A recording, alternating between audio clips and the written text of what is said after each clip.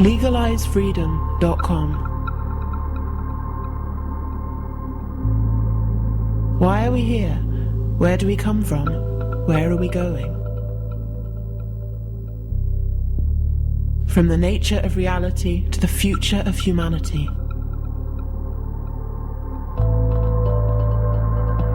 Beyond politics, poverty and war. LegalizeFreedom.com.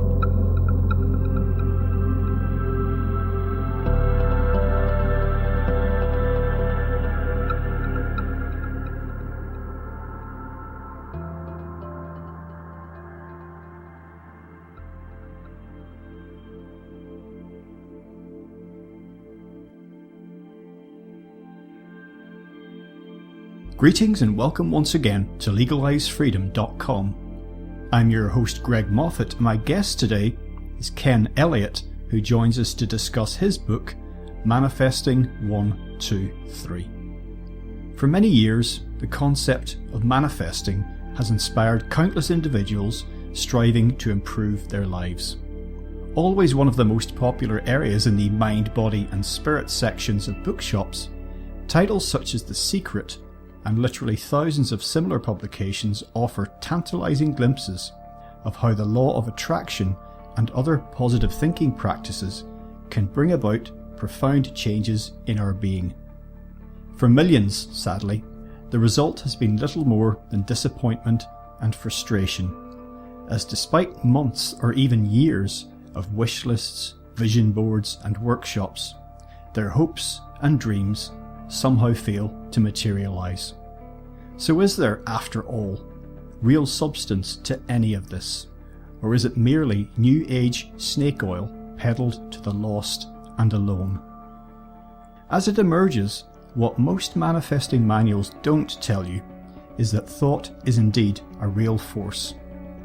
Non-material and non-local, but a force nonetheless, with a solid grounding that cutting-edge science may one day reveal to us.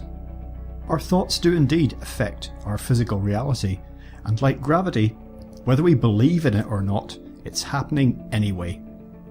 Call it science, call it magic, call it anything you like. It's merely one of the basic operating principles of the universe that each of us experiences each and every day, even if we choose to deny it. Harnessing this power, however, through focused will, intention and desire, and charged by emotion, has the potential to become extremely powerful. Hello and welcome, Ken, and thank you so much for joining us today on LegalizeFreedom.com. I'm very happy to be here. Thanks for the invitation. Ken, today we're going to be talking a little bit about manifesting, specifically in relation to your book, Manifesting 1, 2, 3, and you don't need number 3, which you added on there. We'll get to the reasons for that. Before we jump into all of this, just tell listeners a little bit about your background and your work in general. Okay. Well, I'm born in Texas, spent some time, about 10 years in San Francisco. Now I live a little south of Denver. I'm an artist, the real thing. I have a full career in that. And some years ago, I've been fortunate throughout my life to have really good mentors in art and business and in metaphysics. And Judy Goodman is someone who I'm very close to, and she's at the core of this book. She's very, very gifted, beyond comprehension with some of the things she can do. And I learned early on, because somebody told me about one of these gifts that Judy had, I wouldn't have discovered it otherwise, that if I sent her something in thought, she would get it. And for over 15 years, I was sending her objects by just thinking of them.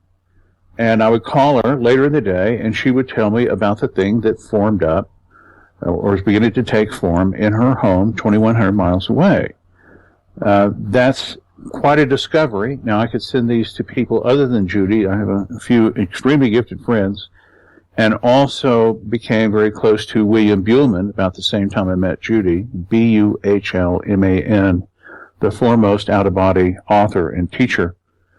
And he goes the other side all the time, and he discussed with me that he could put something on a vision board, and on the other side, he could watch it start to take form over there in the same way that it was taking form in Judy's home. So I could send things to Judy would happen. We would put things on his wish list, and they would happen on the other side. And he could see them as if they're lined up, not in a factory, but like they're lined up on a shelf. That's quite a discovery. And it is a true game changer. I can't underline this enough at how important this is. There's so many books on manifesting, and they're about techniques and how to do this, how to do that. Some things seem a little confusing, but I support them all. And in the end, we've been spending decades on bringing together stories and conversing about this and trying to figure out what it is about what we're doing that creates a better result. We're using these stories to get to best practices on how to make things happen. We're talking about thoughts make things. Thoughts create change, but no one has apparently not discovered that or had that experience, I should say, or at least written about it in real time or over a period of many, many years. So I'm here to talk about that, and please hang on to this program, because you're going to hear something you haven't heard before. It's the equivalent of why grass is green, why the sky is blue. It is a fundamental concept, and it will take all the mystery out of manifesting. You'll understand you've already been doing this, and now you're going to have the focus and the confidence to make things happen in your life. Now, people will have already got the gist of what we mean when we're talking about manifesting. As you say, it's rather popular in the mind, body, spirit section of bookstores these days. And what we're really talking about here is thought as a force. That thoughts become things, that there is a mind-matter interaction that is not well understood, but is nonetheless real. Yes, I like that mind-matter thing. That really brings it home. We're not going to speculate about this. We're not going to wish and hope. We're going to take you out of that game, and we're going to offer to you that when you go over there and lift the faucet to get water, water comes out every time. We don't want you wishing and hoping that you're going to get water. It's hooked up to the water plant, and we're going to give you manifesting in a way that is perfectly understandable, and will take the speculation out of this, shall we say, and you put it right to work. You've already been doing it, but you didn't have it explained to you how real it is. I like that mind to matter. That's what we're talking about. You mentioned the book, The Secret, which a lot of people will have heard of, if not read, particularly if they are looking to make changes in their life, if they have found themselves looking within themselves to do inner work to improve their situation, whether it's work, relationships, just can be any of the important things in life. Health is another one. Yes. And as mentioned, there are so many books in this area now. There have been a profusion, some better than others, some very specific, some very vague, actually. And I know, for example, I just want to sort of throw this one out to skeptics. I know that, because I meet people like this all the time who think this is some kind of new age woo-woo nonsense.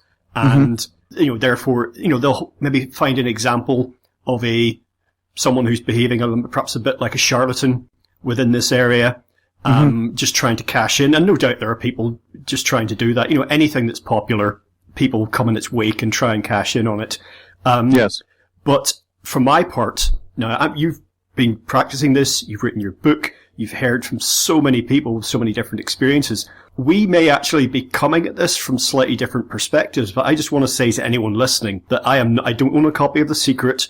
I am not religious or evangelical about this, but I have found that thought is a tangible force and doesn't always behave in the same way. It's difficult to measure or to deal with scientifically, but there's something real here. And as we work through this and I share some of my experiences and yours, I hope to make it clear to people that whether they believe, quote unquote, any of this or not, this stuff is happening anyway. Nicely said. I use the example of gravity. You hold something out at arm's length and let it go, it's going to crash to the ground.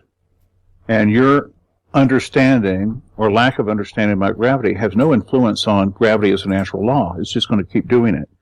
And your thoughts will make things. They start to make them immediately. My friends can see them start to form as you think them. And it would be insane not to, at least certainly from my experience my friends, and the people who see this in real time happening because of their giftedness, or they go the other side and see what's going on, we would be silly not to take advantage of this. Why would we stop breathing? Why would we disallow gravity, in a word? So this is something fundamental and very, very powerful. It's in your possession. It is your birthright. We're all equally gifted, if I would even use that word. We're all equally capable of doing this, and we already do. So let's figure out what it is and hit the switch. I think the phrase positive thinking, which again you'll hear, it's been bandied around now probably for decades, really probably since the 60s, with the arrival of, Alan Watts and people like that on the scene, and how thought affects reality. It's got sort of a bad reputation, and some people have said, oh well, I've tried that, it doesn't work. Probably a lot of people who bought The Secret put the thing down after a while and just thought, oh, this is, this is nothing, there's nothing to this. Now, I have talked to people. I remember once being involved with a company, and not working for them as such, but just came into contact with them, and a lot of the people involved there were being encouraged to engage in positive thinking, to have things like vision boards, which you can perhaps explain to folks as well. And there was a lot of people either not sticking at it, or they were just not getting results at all. And the way I would sum up a lot of their thinking, their approach to it, was they had never had it explained to them in the way that your book does. Without going into the physics of it, which you don't, how this might be working, therefore they did not believe that it could work. They were having their vision board with their Mercedes or their, condo or whatever it was on there, and they were going through the motions without the emotion, if you see what I mean, because they fundamentally didn't think there was anything to this subconsciously, and therefore, of course, nothing changed. Yes. Well, sometimes just, thought is the weak force in this thing. If you're going to begin to point yourself to an outcome, then the thought itself begins to take form. Now, The Secret was a tremendous worldwide success, or at least a lot of people, well, it's a success by almost any measure. And people will get any sort of thing and they'll stay with it or they'll drop out of it. So I have no criticism about that. And they did get results, many say they did not. Whatever. But gravity keeps on working. We are still breathing air. We don't know the gaseous component of it or how it works, and life goes on. And your thoughts continue to make things if you're aware of it or not. The thing about The Secret, it was the law of attraction. And what I've learned is that the thought is primary. That is the alpha thing. The law of attraction is a side effect of the first thought. If you don't have a target, there's nothing for something to be attracted to. So it's all about the thought.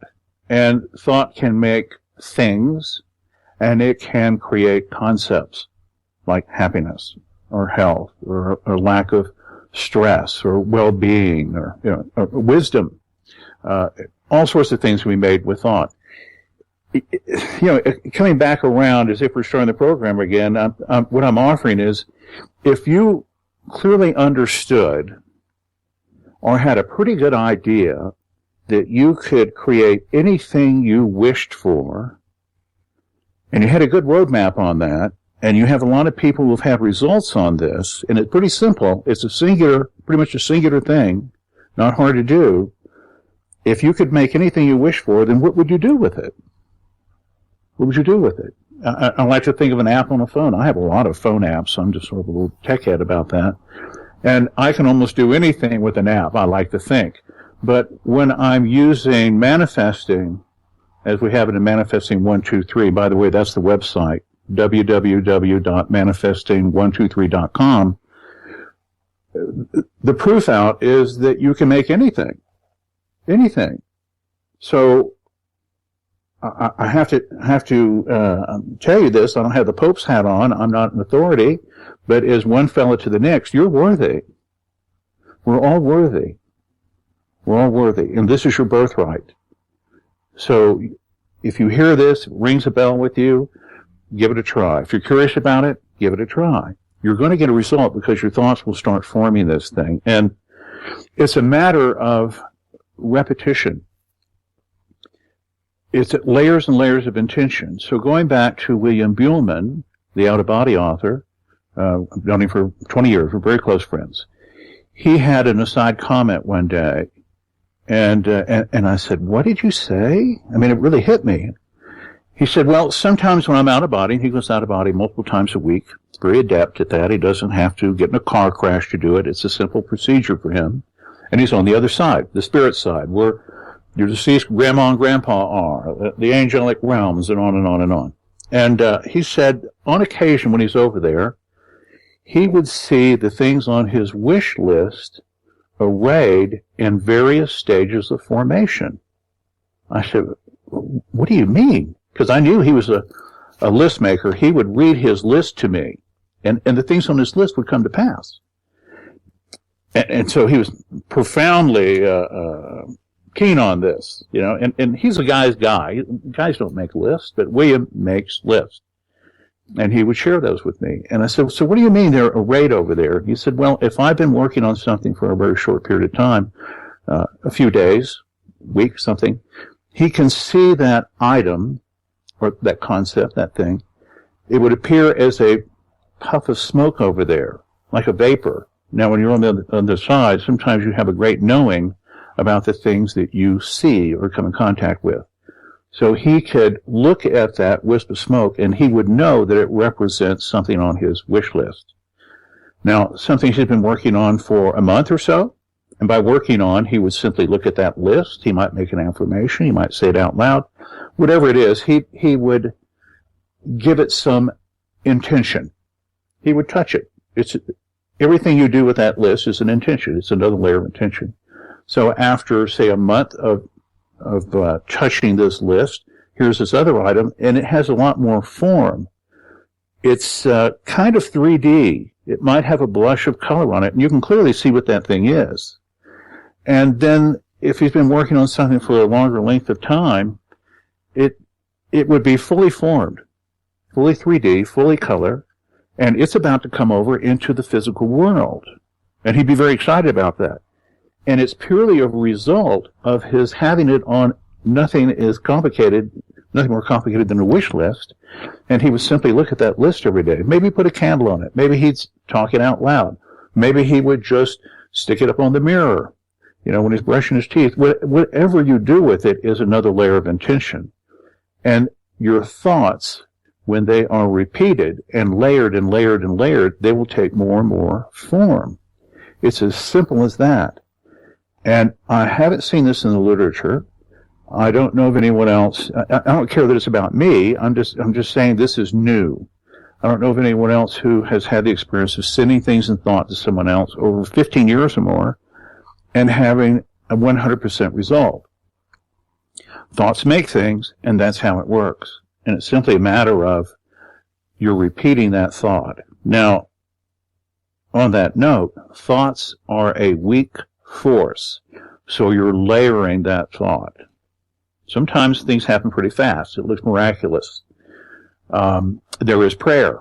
That's another game altogether. I can't speak to that, but I know that they hear you the first time. I believe in that. They're pretty smart, but I'm a belt and suspenders guy. I have a prayer life, and I manifest.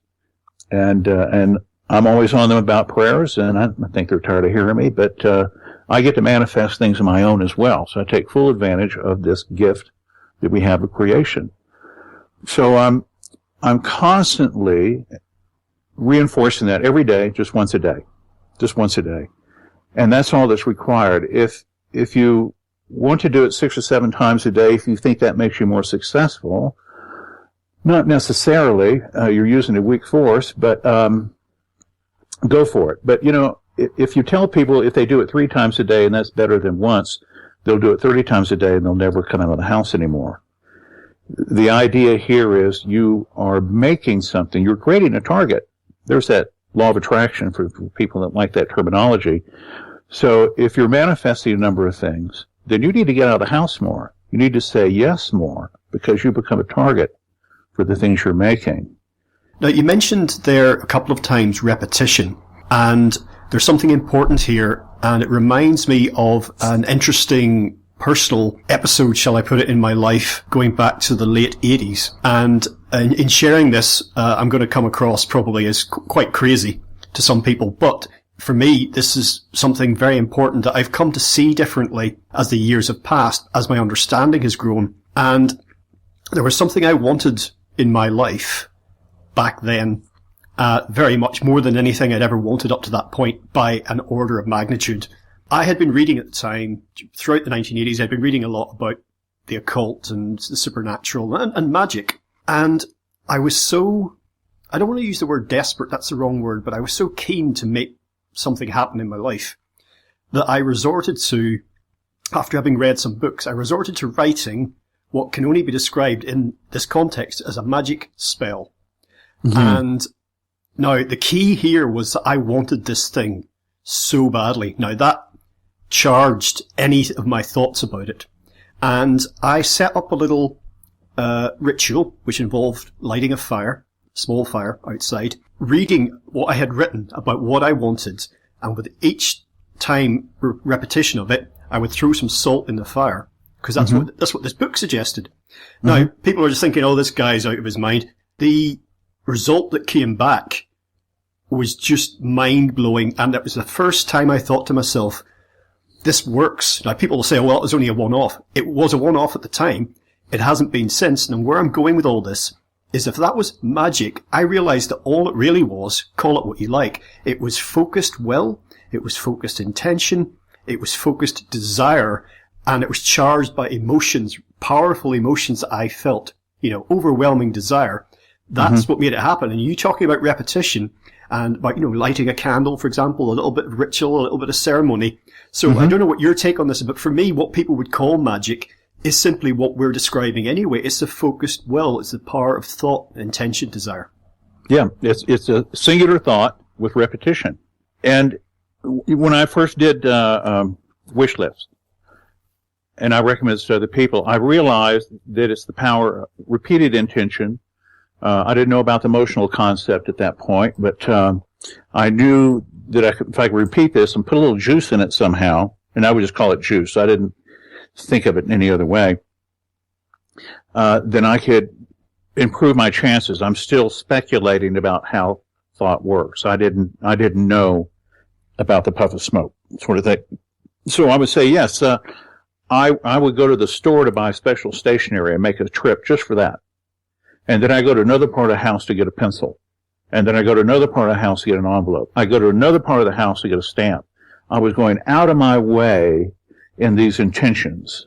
And then I would write this thing out, and then I would mail it to myself. And I would drive 5 or 10 miles away from the house and put it in the mailbox. So I was going out of my way to make these intentions stronger. What I didn't know at the time was about the emotional part of that. And it's really not emotional. Let me just be clear. It's love or fear. Those are the two great powers. So you can charge it in a positive way or in a negative way. Your thoughts are the weak force. That's the target. And if you put the emotion of love or fear behind it, that will amplify that. It's far stronger than the weak force thought, but the thought is the target. So you were doing that. You had that emotional component, and you got a result. Now, some people will say, oh, well, I can use this. This is an evil thing that I'm doing, or this is a holy thing that I'm doing. It's all levels of intention. And I don't want to get into religious connotations here, but,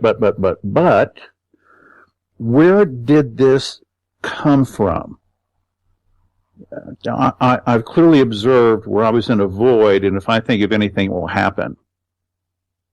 And I've seen this a couple of times, and I'm not the only one who's seen this. I'm there, and there's nothing there, and I know that if I think of a galaxy or a bag of popcorn, it'll happen.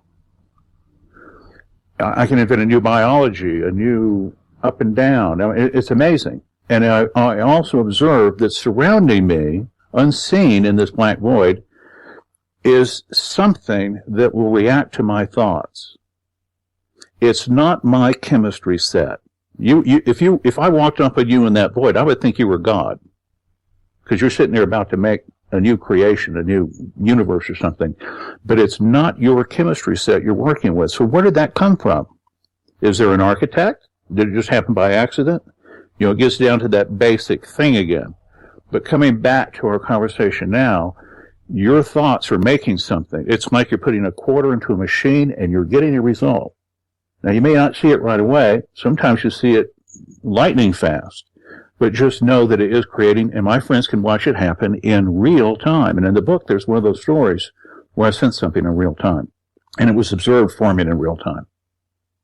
Central plank of what you're talking about in the book is, obviously, people by now have gathered, we're talking about thinking about what you want. And actually, I think that's very important. I probably should get you to address that, because a lot of people don't know what they want. They sort of maybe think they do. Oh yeah, I'd like to have lots of money and a fast car and a big house, but how much they really want that stuff is another matter. And whether it's because they've not really thought about it, or whether perhaps they think it's selfish. I often, when I was reading your book, I was thinking about my grandmother, who never wanted anything for herself. She wouldn't hear of it. It was always other people first. But yeah, actually knowing your own mind, knowing what it is that you want. And I think some people are so too busy living to actually get a life. Mm-hmm. Mm-hmm. Well, you said two words, want and selfish. So let me run off on that. I've been to the other side a number of times. Some of my closest friends on the other side a lot, every night, many times a week. And they are adamant on this, and I've observed this myself. On the other side, in the spirit world, things happen in a very, very literal way. As it is here, it is there, and thoughts make things. But they make things instantly. So if there is something that you require, you simply state it and you have it. If you want to be at the North Pole, you say North Pole and you're on the North Pole. Dark side of the moon, fine. You want to be in Siam, fine. There's an old word. Yes. Going back to those genie books. So things happen very, very quick and in a extremely literal way. And there's no way around it. It is literal. If you touch the T on your computer, it will only make T, T, T, T, T. And if you're over there and you state something, or even if you look at something, you're going to move towards that item you're looking at, the thing that you state will happen. Instantly. Now, here it's a little slower.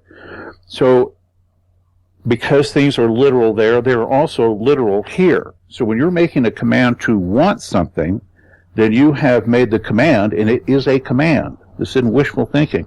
You've made the command to be wanting. So if you are wanting for a car, there's nothing to do. The machine does nothing. You're wanting for a car? Okay. Next, do you have something, sir? What would you require? If you say you require, if you wish, if you pray, then you're putting something to effect. If you need something, you have stated you are needy for the thing. So I don't want to put in a lot of rules on this because this is very simple stuff, but it is literal. So watch what you say and don't beat yourself up about it. It's common speech to say, well, I want that. Well, I have to catch myself and I have a little chuckle and I'll pull back and say, I wish for that. I require that. I'm working on obtaining that. In other words, I'm in a place where I'm making a literal command, but it's not one for me to be in need or in want.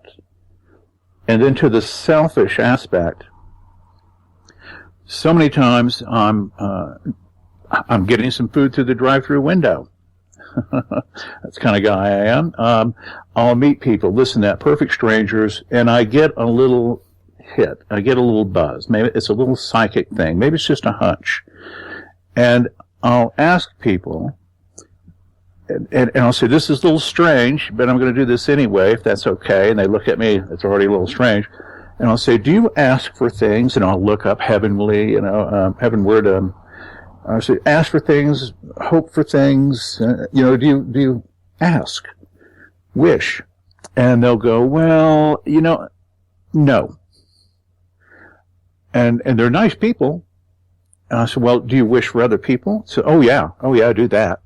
But not for me. That was your grandmother. Or they'll say, well, I did a couple of times and it happened and it scared me. Or sometimes they just don't. They just don't. And so I'll encourage them to make wishes, and that's how I put it. I don't have the time to get into the whole book or this and that. And I'll say something like, well, and I get that. That's what urges me. That there are people, or there's something that is compelling me to tell you to start making wishes. Maybe it's time to give it a try, something like that. And we have a little laugh, and off we go. Some of those people have ended up being in the book because their stories were so profound. There was a woman who just made the end of the book for me. I went to a steakhouse with a friend of mine. He said, "Wow, do you remember the waitress here?" And I said, "What are you talking about?" I said, "You don't remember that story?"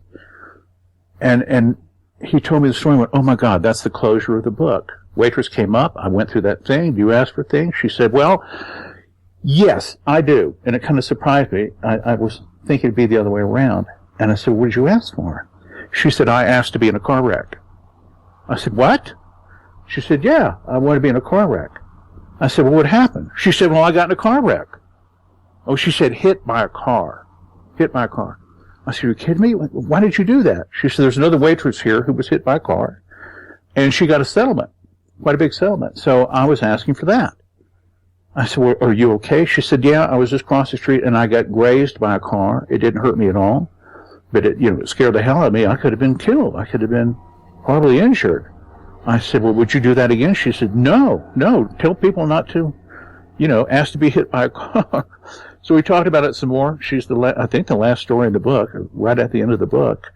And I went back after the book was published. It was just a couple of months later, and she wasn't there anymore. So I hope she found herself a much better career. Just to, once again, I'm wanting to keep people with us here who might be skeptical. I'm going to continue to talk along these lines that there are mechanisms at work here. As I said, we don't talk about the physics. You don't deal with that in the book. But with all the talk of spirit sides and astral planes and puffs of smoke and the rest of it, people who are thinking that that's nonsense, you do not have to buy into that way of seeing it. There's a mechanism that may be revealed to us in the future. Science may reveal how the mind-matter a barrier is breached, how the two interact. Don't hold your breath. We've been dealing with it for thousands of years and no one's managed to explain it yet.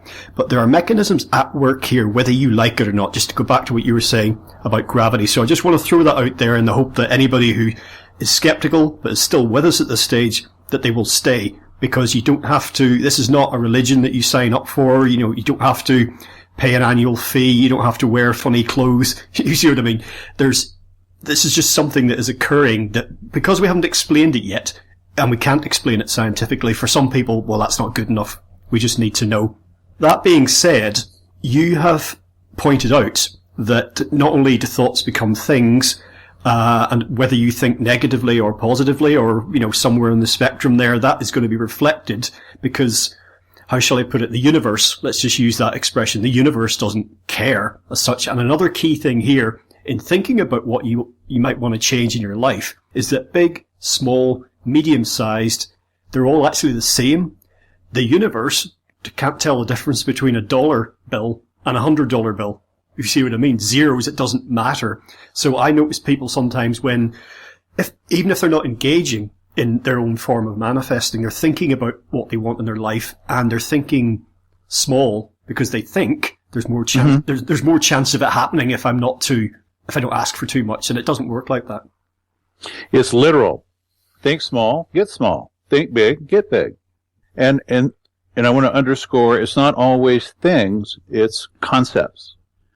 We can call happiness a thing or health a thing, but I just want to underscore it's not always objects. It's not always about, making money or being successful. And what do we want?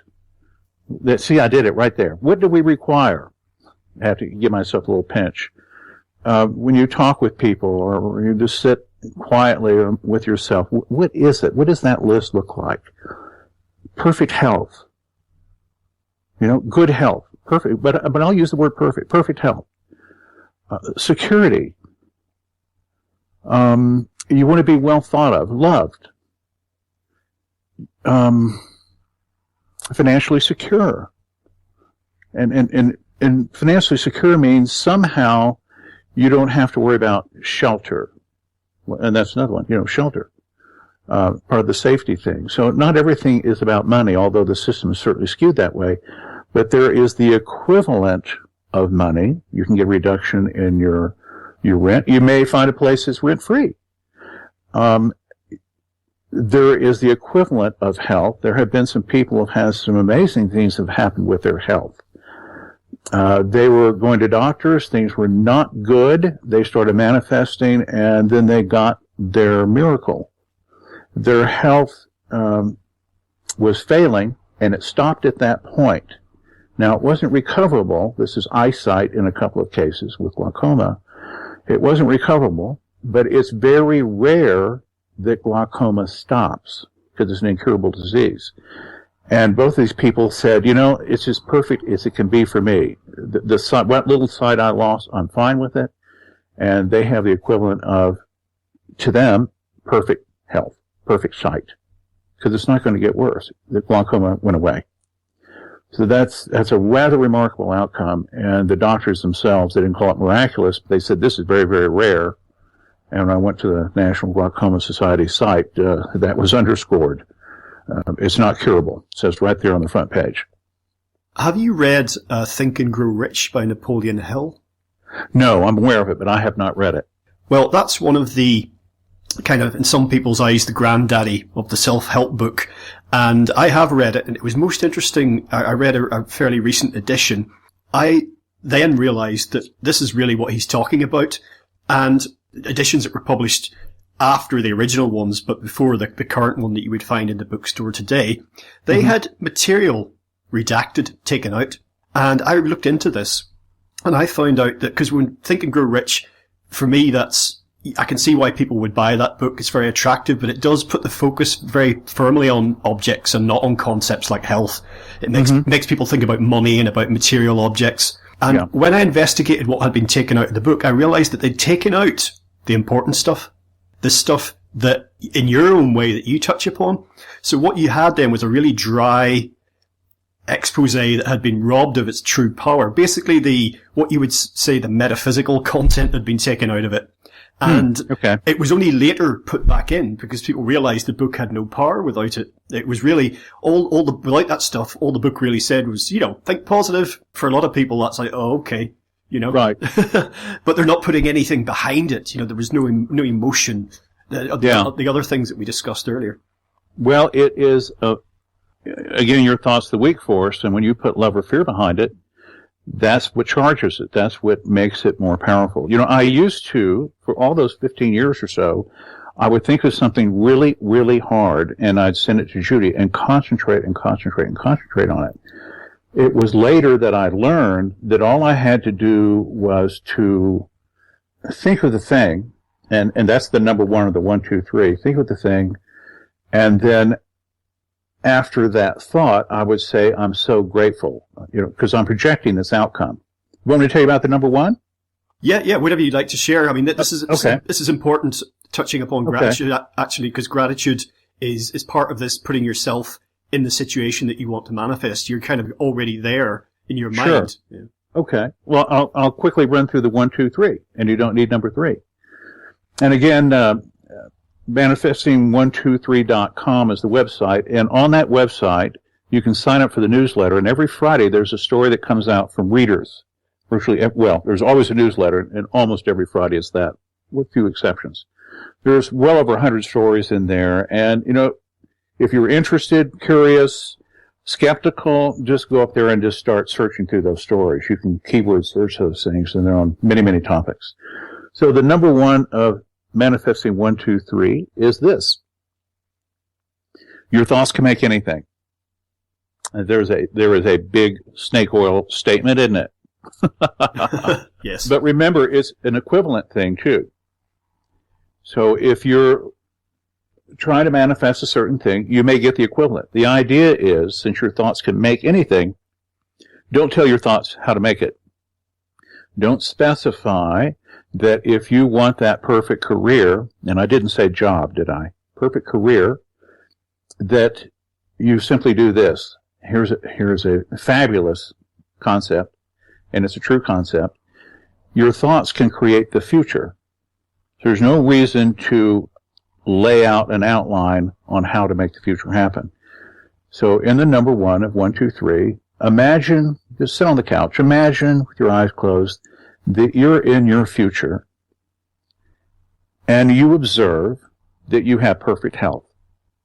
Perfect health. Now, at this point in time, maybe you don't. Maybe you do. But in your future, you do have perfect health. And you are so very grateful.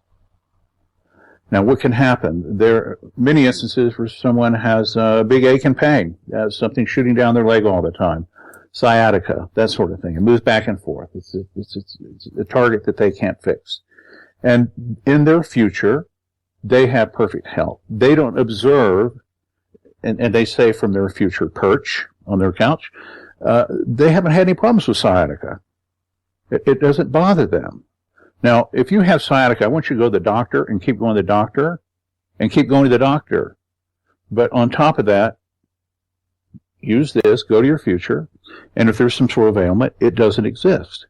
If there's some sort of issue, if it's smoking, if it's you're always cynical and you lose friends, whatever that thing is that you don't like, that you don't want in your present, in your future, it doesn't exist. It's not an issue.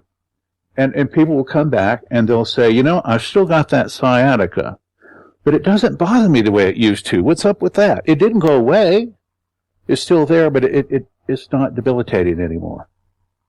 And that's remarkable. Maybe it's just one of those things, but there's too many reports of those sort of things. Now, I don't want to get on the soapbox and start getting on this medical thing because I'm always skeptical of any of that. These stories come in from time to time, and I have to take a seat when I get one of those and go, oh my gosh, that's really amazing. But I'm not going to sit here and tell you it's a cure-all for everything, but it does make a difference. And sometimes that difference is an equivalent. It will diminish the problem, or maybe it doesn't even come up in your head anymore. I don't know. But I know that your thoughts will start to create that result. So in the number 1, I call it the movie.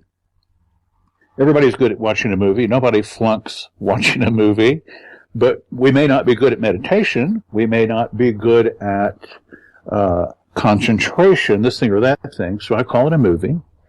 And in your future, you have these different scenes in your movie. And I like to recommend to people, for nothing else but a matter of ranking importance and just having some organization, that the number 1 thing for me, I'm in my future and I have perfect health. And I'm so very grateful.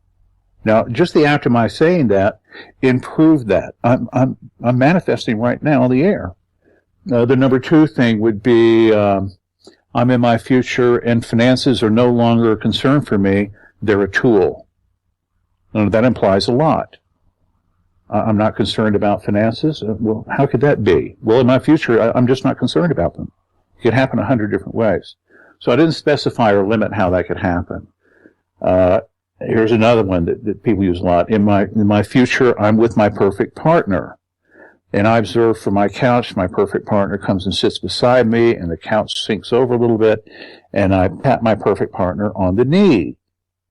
I don't look at my perfect partner. I'm not going to specify that my perfect partner has to have a certain look. There are millions of potential perfect female partners on the planet, and I'm not going to specify that they have to have red hair. And I say that jokingly because I have a friend who's very keen on women with red hair. He'll hear this program. Always gets a laugh. It's this. We want to get on the bus and go from here to Washington, D.C. Oh, my God, it's going to take 2 days. It's going to make 79 stops. But you can go into your future, and in your future, you are in Washington, D.C., and you're looking at the Washington Monument. And this thing and that thing, and you're walking around in Washington, you can touch things, you can hear things, you can feel things, and you are in Washington all the way. But you don't specify how you got there, or your thoughts will have to make that too. If it's that perfect career, you're simply, you're at home at the end of the day, and you're in your future. You're on the couch again. You don't have to be in an office. That's too limiting. And you observe at the end of the day that you just love your perfect career. and you're well respected and well thought of, and you're important to this, and it's important to you, and it fills your cup. Maybe this career is what you're really here to do. People say, I love getting paid for what I love to do. It's one of those things. And you're just crazy about it, and you are so grateful. And your thoughts will begin to make that future. But don't specify that you have to lose 5 pounds and get a new wardrobe and do this, and this, because all those things will have to happen first. Now, here's another thing that happens when you start projecting and creating these thoughts into the future. If you don't like your present job, your present career, you may get fired. You may get put off to the side. You may get laid off. It looks like a tragedy, but you have bills to pay. You would never quit that job without lining up the next one. But you're on your way to that perfect career, and anything that's in the way of that is going to hopefully be gently put to the side. And so you're on your way, since you got laid off that job. Now you're going to go out there and find, or it will find you, the next job, and it'll be the better job. That happens in relationships as well. Sometimes relationships get a lot better magically. Sometimes they end, and hopefully they end in a very good way. So it's progress. It looks like bad news sometimes it's not. But be prepared that when something like that happens and you think it's bad news, that you are affecting change and you are on your way in the most efficient way possible to get to what it is that you're creating in your future. Well, this that you mentioned on your bus trip analogy about not getting bogged down with how things can happen is very important, because we have a natural tendency to think, say, for example, I need to be financially solvent, so therefore how is that going to happen? And it gets particularly problematic if you start to put obstacles in the way and say, oh, well, that won't work. It's just trying to forget about that stuff. And the other thing that's very important in what you said was about specific details. For example, let's say you take a shine to the brunette who works in the coffee shop. Mm-hmm. By all means, if you want to draw someone or thing, whatever it happens to be, object, concept, into your experience, focus on that, charged with the emotion that you feel. But there's this concept of precursors. Use specific people, specific objects in order to generate the emotion around the thing, but then don't be blind to what else is happening around you. Because maybe it won't be the brunette in the coffee shop. Maybe it's the brunette that walked past you in the street and you were too busy thinking about something else and you didn't notice, or whatever it happens to be. So it's a fine balance between focusing on what you want, but being prepared for this idea of a precursor, which can mean that these similar things are starting to come into your experience. Yeah, I'll call it a bleed over. When you're making these things, they start to get very physical over there, and sometimes you'll see evidence of this thing happening. You'll start to hear the thing, or people come up to you and they'll say the thing. It hadn't quite happened yet, but you start to get this sort of, is that a coincidence? I keep hearing about that more than usual. The brunette in the coffee shop, if you're going for your perfect partner, you're very compelled about this brunette in the coffee shop. She may not be the perfect partner. It may be her roommate. It may be that you go out and have that coffee, and she leads you to her circle of friends, and it's one of those people in that circle of friends. The brunette was the person on the way that could get you there more efficiently. You couldn't get there any other way to that other person. So you just watch what you're compelled for. You try to be aware. You don't have to be metaphysically aware. You just sort of pay attention and go down the road. But do this every day. Every day. I have businessmen that do this. They were doing this in the closet for a while. They're not going to tell anybody they're doing this metaphysical stuff, but their 13-year-old daughter is sure having some remarkable results off of this. And the mom. And he called me one day, and he brought over a very nice bottle of wine and sat down, and he was in tears 2 times. He said, I haven't cried maybe more than 10 times my entire adult life, and I've been in tears here twice because I've been manifesting an increase in business, a perpetual success. Let me be clear. You can have an increase in business. It might last for a week, but he's trying to do something permanently. If you can make permanence, make permanence. So he's trying to manifest permanent success to where he could hit something and retire from it. He said he has 5 business deals coming to him that are as good or better than anything he's ever seen his whole career.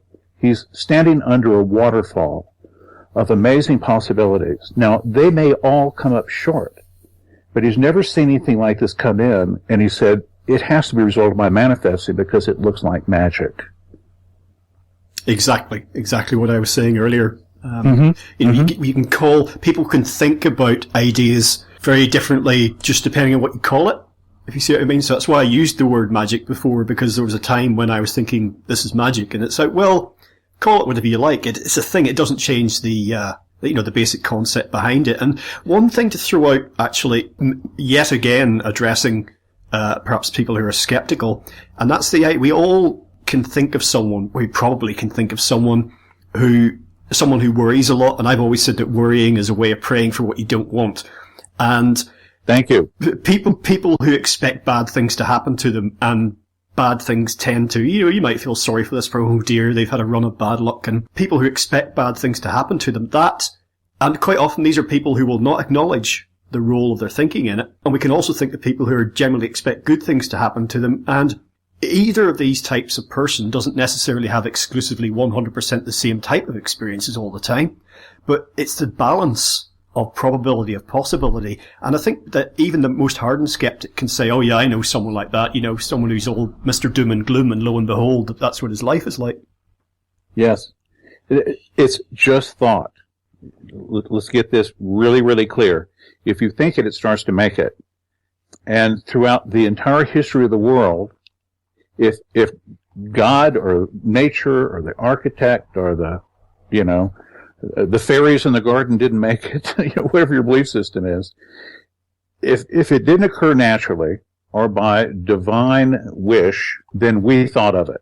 And everything that has ever been invented, if it didn't occur by accident, was a thought first. And if you look at the skyline of a major city, you're looking at the result of a lot of puffs of smoke, trillions of them. But none of this happens without the idea taking form on the other side first, unless it's an accident or, occurred naturally or God's will. So that's what you have. Your thoughts are huge. What are the two biggest things I can think of that we have in our lives? Would be the ability to create life, babies, and to make anything you desire, anything you can think of with your mind. If you believe in God, then do you think that it was predestined that we would have the iPhone 6S and the 7 coming out in September? I mean, come on. We get to make this stuff. We have this schoolyard. And yes, I think there's some destiny. I think we're predisposed to meet certain people and have tragedies and wonderful things in our lives. And there's a script of some sort. That's my belief. I'm not trying to sell that to anyone, but certainly I think there is a lot of playing field, a lot of open space for us to create whatever it is that we desire. And you touched on the fear, and I couldn't get off this program without giving you the tool for fear. When we are concerned about, I automatically use the word concern, but really what I'm saying is when we are worried sick about something, it's an ailment, it's something that hurts our bodies, it's financial, it's relationship, whatever it is. If we fear something, we are turbocharging, we are accelerating a thought. Again, a thought is a weak force. So if you are worried about finances, worried about health, and you repeat that, then your thoughts will begin to make it. It's just like the gravity. If you hold a rock out and drop it to the ground, gravity doesn't judge if you're going to do good or bad things with that rock. It just does. It just pulls things to the ground. So your thoughts will just make things and they start doing it immediately. So if you are repetitively thinking about a negative, why does my foot hurt? Oh my God, what's wrong with my foot? Is that cancer? Oh my God, is that cancer? Well, you can create a really bad outcome there if you stay with it. And you're loading it up with fear. So thought will merrily start to, as efficiently as it knows how, well, it doesn't have to know, it just efficiently starts to make a result on your foot. You've loaded it with fear. The foot is a target. It will start to create an outcome. And you specified some possible negative outcomes. You can't afford to do that. So it's very simple what you can do with it. I can't tell you what loads of books attempt to do. Just forget about it, or let's diminish it and go down the road, or let's do a ceremony, let's get some fire and throw some salt on it, And I'm not ridiculing what you did, because that was very powerful intention. You can use it for a so-called good thing, so-called bad thing. That's all it is, just intention. So here's what I got. It came to me in a magical way, and I think it's golden. Let's say it's the foot. It's 3 o'clock in the morning. You're in bed. You're not going to get up and go to the emergency room unless, well, you might. But you're going to sit there and think about it. You've been thinking about it for nights on end. So here's what you can do. Take action on that worry. I call them a concern. I try to downgrade them even verbally. So I'm concerned about that pain in my foot. So I'm going to grab my smartphone in the dark. I'll turn on the light, get a pencil and piece of paper. I'm going to put down at 9 o'clock, make an appointment to see the doctor. I'm going to take action on that. If it's a financial concern, I'm going to have a little list I can do. I'll make a note when I get to work. 9 a.m., I'm going to call the boss and discuss the possibility of my getting a raise. I need to be prepared, what I can offer to the company, that kind of thing. Number 2, I'll call a mentor of mine, or 3, to see what their advice is. I'll look for other jobs. Number 3, see what's out there. Number 4, I might look into that little sideline thing that I hadn't put much into. Maybe make a little extra money that way. I might look at other places that I could live that might be less money, or refinancing, or get a better apartment for the same or less money. I'll be looking at different ways to take action on this lack of financial resources. And it can happen in miraculous ways. Money can fall out of the sky. And there are a couple of friends of mine who started finding money on the street. Now, I'm a penny guy, like everybody. I find pennies. They were finding little piles of change, 74 cents, 35 cents. I've never found a pile of change in my life. And they'd find dimes. And they would call me and say, look at this, look at this. And I said, you need to take this up the ladder, man. And then one guy said, okay, I want to find wads of money. He put it in his future. He's finding wads of money. He put this stuff on Facebook and called me. He found 2 billfolds and 1 purse. They had money in them. Wads of money. The other guy started finding $20, $5 bills. He was out of change. He went up the ladder. I said, guys, come on, rephrase this thing. So one guy got a double bonus for Christmas. It was about $700. The other guy got a job better than one he had, with a retirement and medical, and it's into the tens of thousands of dollars. So that's a lot better than finding little gobs of change on the street. But the thoughts were doing the same. They were finding, they were coming into money. Yeah, I think you've touched upon something really important there. It's really key in all this. When I'm working with my own thinking and putting it in a direction that the things that I want, I have this little double-barreled maxim called act and interact. I sort of repeat that to myself when I find myself not doing this. And what I mean by this is that, yes, to use my phrase from earlier, the universe will take care of the hows. The universe is moving in your direction, but you have to move as well. It's so much more powerful when you said it earlier on in the interview, say yes more, agree to things. So that's my version of it, is act and interact, which means do something. You don't have to know the end result, exactly what that looks like. You certainly don't need to know how, but just put one foot in front of the other and just keep doing that. And you've got the universe behind you, whatever that I actually mean by that. But I'm just trying to sum up this force, this phenomenon that we're grappling with here. Yes. Well, and to address the universe, I'm going to put some responsibility on all of us, at least from my way of thinking. All right, the universe is code for God, or creator, or the architect, or natural. I don't know. I'm one of those who's about God. So there is a creator, and there are a lot of things that come from that.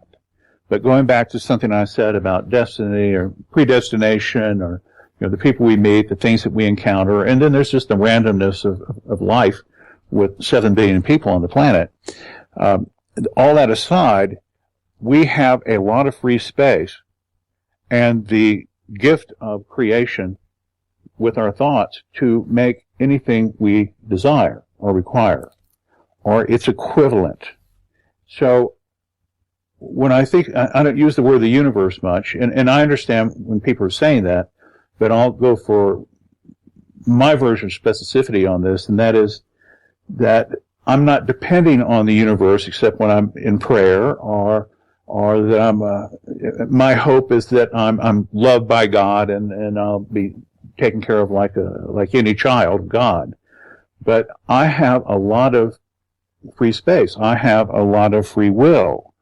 And so it is allowed for me to make things on my own instead of just waiting for something to happen. I can do. I can be in my future in my mind and start to create things. And then once that's done, then I get out into the world and I become a target for the things that I'm making, which is another way of being and doing. And along the way, yes, I'm going to encounter this and that, and I'm going to have these so-called bad things and good things happen.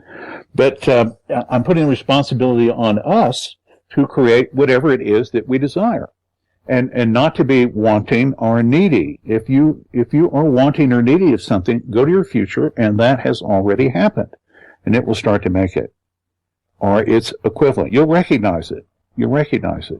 And then you'll owe me a story, hopefully, and send me a story. I'll put in the newsletter, and I'll send you a signed book. The number 3, by the way, and you don't need number 3, is that we're very big. We're very big spiritual beings. And many of us, we've read about this, people have encountered the higher self of someone else, or our own higher self. And we're enormously powerful. But in this human form, we are not that, at least physically, but mentally, and we are connected to what you would call the universe, or this ability to create anything. We are incredibly powerful, creative beings. We can create life. We can create concepts. We can create things. Look at everything that's ever been invented on the face of the planet. This is some kind of ant bed here. And we made it unless it grew naturally or was, God's will, we'll say. So, go forth, as they used to say biblically, and multiply and do good things for yourself. And going back to that guilty thing, the selfish thing, my wish for you is that you are healthy and safe and well cared for and loved and appreciated. And if all of that is in place, then you're in a fabulous position to be of more help to the next fellow. And if you're some way diminished in any of those ways, if you have to work 3 jobs, there's not a lot of extra time to help other people. If you are in very, very poor health, there's not a lot of extra energy for you to take care of other people. And by the way, the inverse of some of those things is sometimes we need to be helped by other people. We're the teacher, or we're the receptor, and that's very valuable too. But I want us all to be fulfilled and happy and whole, and then we can do that thing that burns inside so many of us. We can be in service to other people. We can do something beyond ourselves. Well, it's like they say on the airplanes, isn't it? With the oxygen masks, always put on your own before attempting to help anyone else. That puts me in mind of that. Just to ram home this point again, and I've been repeating it in different forms for a reason. Belief is not required here as such, because truth doesn't care what you believe about any of this. So, but beliefs can be very limiting. And it's like, what's that other, there's that other feel-good, positive thinking cliche out there, whether you think you can or you can't, you're right. And it's dreadfully cliched, but it's actually cliches are cliches for a reason. It's true. It's true. I would just say a final word to naysayers here, and this is what I find myself saying to people that I come into contact with who would, generally speaking, be very dismissive of the ideas we've been talking about. And some of these are, people I know personally quite well. I would say, well, even if you believe, quote unquote, that this is all nonsense, you might as well think positively about your present, your future. You might as well live in some of the ways we're describing, because you'll be happier. So even if you just get to the end of this interview and go, those two guys are crackers, what will you gain by living negatively, thinking in terms of limitation and what's not possible all the time? You don't, some people say, well, if thinking more positively about your life was that simple, everybody would be doing it. But it's just that we've been trained to worry. Our culture is one of worry. You've only got to turn on the television news. There's almost nothing good, nothing edifying, just zero. Of course we're going to worry in those circumstances. So that's, again, just final shout out to skeptics is you might as well, have your chin up, chest out, because ultimately you'll be happier. And who knows whether any of this works or not. You don't have to believe anything. Yeah. Well, it's hard for people to change their attitude, and I like that. Give it a shot. If you have this little negative bent, and there's a lot of fear on television, let's call it what it is, fear. It's love or fear. Pick a side. But if you can't change that, I can't change things overnight, you can do this little experiment. Go into your future. You don't have to make a big deal out of this, and pick one thing. And in your future, that thing has already happened, and you're very grateful. And let it go. And do that every day. And you go back to your regular life, and you can doubt and da-da-da-da-da-da. But make that little thing sacred. When you're in your future, that thing is good, and you're so grateful. And then come back to your life, whatever it is. But that thing's going to start to form up. And it's going to do its best to break through. You might be getting in the way. You might be entangling that a little bit. But have that one thing. Just that one thing. And see what happens. Get the book. Manifesting123.com. You can get it audiobook. You can get it, it's paperback. It's in all the forms. Or just listen to this program again. You don't have to buy anything. I give this stuff away for free. That's why I'm here. It's a big deal. It's kind of like we spent how many billions of dollars chasing down the quark?